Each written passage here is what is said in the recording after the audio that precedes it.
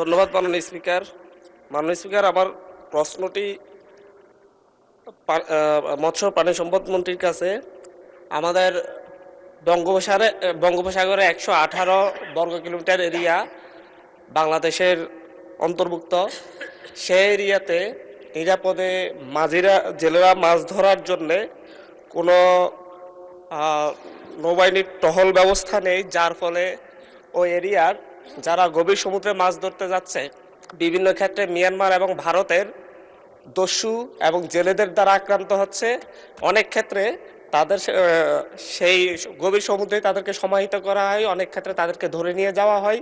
এই সকল ক্ষেত্রে কোস্টগার্ডের সমুদ্র উপকূলবর্তী অঞ্চলে কোস্টগার্ড রয়েছে, কিন্তু তারা গভীর সমুদ্রে কোনো অভিযানে যায় না, ওরা সমুদ্র তীরবর্তী অঞ্চলগুলোতে অভিযান চালায়। এই ক্ষেত্রে বাংলাদেশের সমুদ্রকে নিরাপদ করার জন্য মৎস্য প্রাণী সম্পদ মন্ত্রীর কোনো ধরনের উদ্যোগ রয়েছে কিনা মন্ত্রণালয়ের?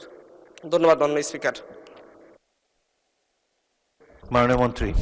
ধন্যবাদ মাননীয় সংসদ সদস্য। অ্যাকচুয়ালি আমরা বাংলাদেশের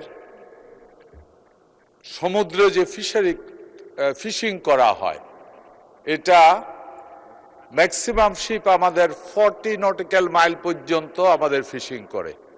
এর থেকে বড় ডিপ সি ফিশিং এর মতো আমাদের কোনো জাহাজ এখন পর্যন্ত ওই পরিমাণ জাহাজ নাই, ওইটা আরো অনেক সফিস্টিকেটেড জাহাজ।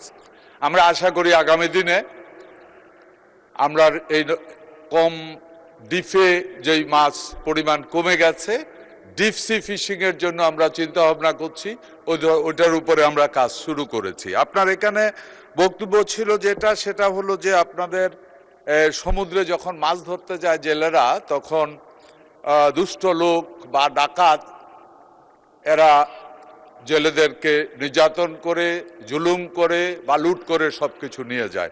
আমাদের এখানে ওই ধরনের কোস্টগার্ডের অলরেডি টহল আমাদের আছে।